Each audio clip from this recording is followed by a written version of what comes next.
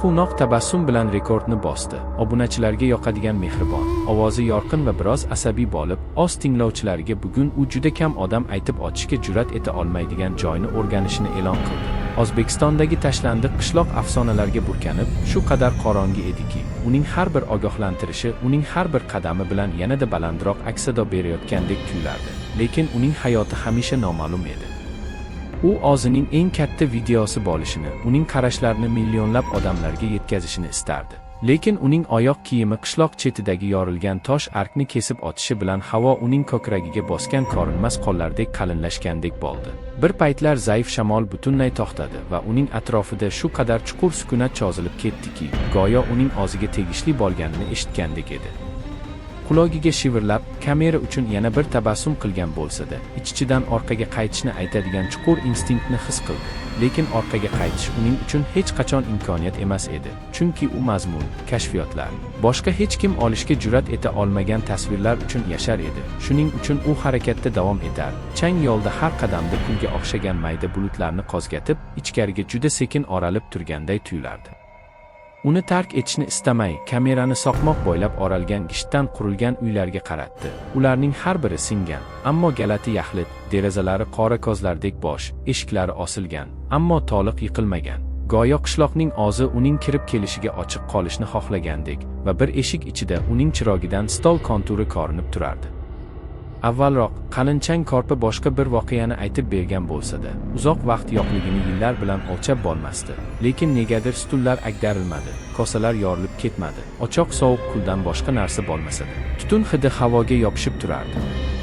Bolalar o'zlarini olib ketishdan oldin umidsiz iltijo bilan u yerga bosishdi va u uydan orqasiga qoqilib ketdi. Uning asabiy kulgisi o'zining dahshatini xiyonat qilib, kameraga bu yer u kutganidan ham dahshatliroq ekanini pichirladi. Lekin u davom etishiga to'g'ri keldi, chunki qishloqning qoq markazida eski masjid yotardi, go'yoki la'natlar eshitilardi. Yarim tunda uni hech kim tirik qoldirmay qo'shiq aytmoqchi edi va u buni o'zi ko'rishni xohladi. Shuning uchun u yurishni davom ettirdi. Uning qadamlarining har bir aks-sadosi yerga juda baland ovozda. Uning soyasi buzilgan yo'l bo'ylab g'ayritabiiy tarzda cho'zilib, quyosh pastga botib, hamma narsani qip-qizil nurga bo'yadi. Keyin kamera ekrani yaltirab ketdi, ko'zlari qorayib, og'zini aks ettirdi. U normal holatga qaytishdan oldin juda keng cho'zilgan edi, lekin uning orqasida, bir soniya ichida, yo'l chetida uzun bo'yli va ozgin bir figura turardi. Lekin u aylanayotganda hech narsa yo'q edi. Faqat og'ir havo uning terisiga yaqinroq bosdi va u tinchlanish uchun o'ziga pichirladi. Bu uning shunday bir nafasi, faqat uning nafas olishi, faqat shok edi. Qo'llari titrar, u kamerani mahkamroq qisib, endi tezroq harakatlanar, chinakam zulmat dunyoni yutib yubormasdan oldin masjidga yetib borishga muhtoj edi. Chunki bir kechada u qishloq uni tark etishiga ruxsat bermasligiga ishonch hosil qildi. Agar uni butunlay tark etmoqchi bo'lsa ham, markazga yaqinlashgan sari notanish odamning oyog'i ostidagi yer ham bir oz yuqoriga siljiydigan, lekin bir oz yuqoriga siljiydigan bir narsa bo'layotganday tuyulardi. Go'yo yerning o'zi tirik, nafas olayotgan, kutayotgan, och qolgandek. Keyin masjid oldinga ko'rindi, singan bo'lsa-da baland, gumbazi bosh suyagidek yorilib, minorasi egilgan, lekin hech tushmas. Zanglagan zanjirlar katta yog'och eshiklarni bo'glab turardi, lekin barmog'i bilan harakatlanayotgandek, kamerada ko'rinmas tutqich tomon harakatlanayotgandek. Qotib qoldi. U zorga odamga o'xshab ko'rinmaguncha buzilib ketgan yuzini suratga oldi. So'ng ochdi. Tugmani necha marta bosganiga qaramay qayta yoqishdan bosh tortdi. Lekin o'sha olik ekranda uning aksini oz-ozdan harakatlanayotganini, gapirmagan bo'lsa-da lablari ajralganini, ko'zlari pirpiraganini ko'rdi va kameraning ichidan chuqur ovoz eshitilmadi. Tosh kabi emas, balki ulkan va qadimiy uyg'ongan narsaning nafas olishi kabi va zanjirlar ochilgunga qadar shiddat bilan shitirlay boshladi. Eshiklar yerni larzaga keltiruvchi kuch bilan orqaga qaytdi va ichkaridagi qorong'ulik tomoqqa o'xshab, yorug'likning so'nggi nurlarini yutib yubordi va tanasining har bir tolasi qichqirsa ham oldinga siljiydi, oyoqlari yugurishga majbur bo'ldi. Uning yuragi qovurgasiga bolgacha urildi va u ichkariga kirishni istamasligini, lekin tanasi endi itoat qilmayotganini siniq ovozda pichirladi. Har qadami uni boshliqqa yanada chuqurroq tortdi. Toki u yiqilib tushgan namozxon gilamchalari sochilib yotgan, ammo vaqt tegmagandek ko'rinadigan masjidning o'rtasiga to'g'ri kelgunicha, havo esa girashira bogiq ovozi yangraguncha. azon ovozi eshitilmasa ham, ko'tarilib past bo'ldi.